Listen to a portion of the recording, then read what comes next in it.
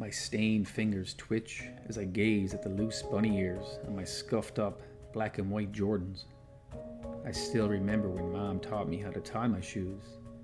It's the first clear memory I have as a kid, and I've never forgotten it. I cried for hours one day after kindergarten class when some big kid pointed and laughed because I couldn't tie up the new light-up sneakers that Mom bought me the day before. When we went home, she sat me outside on the back step and showed me how to loop the bunny ears through a dozen times. She even sang me a song about a bunny popping out of the hole as she wiped away my tears. When she thought I was ready, she went back to tend to her garden and patiently waited for me to do it on my own. Failing so many times, I told her that I never wanted to go back to school.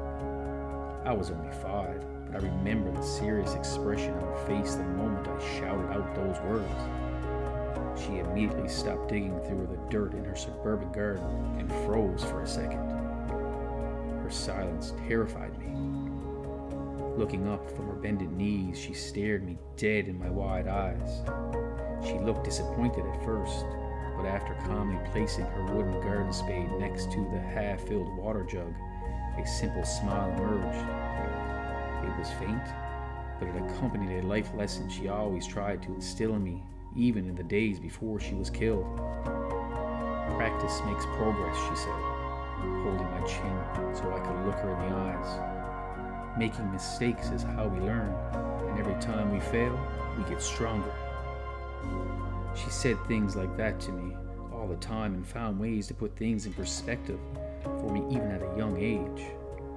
I wish she would show me how to stay strong now when everything around me is a total disaster.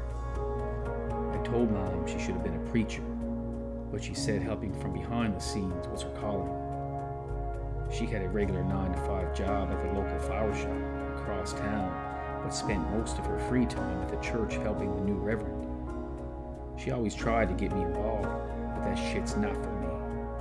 Standing around clapping hands and praying to some guy in the sky never seemed logical to me. If God really existed, he would have taken a murderer or a rapist and spared my mom. The only person who can lift me from my suicidal thoughts no longer has a voice on this earth. Her spirit may exist somewhere, but I don't think I'll stick around long enough to find out.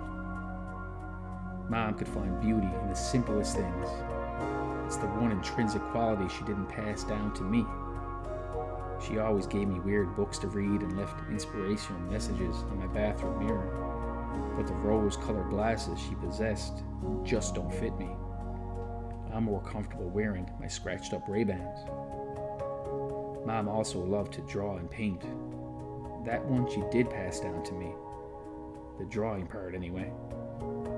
I've even gotten a couple of her framed paintings hanging on my bedroom wall next to an old Vince Carter poster I've had up since I was a kid.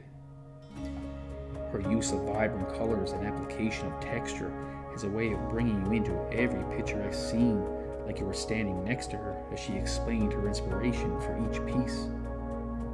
I've always thought about building a colorful flower bed in honor of my mom, and I even have the perfect sketch started in my black book.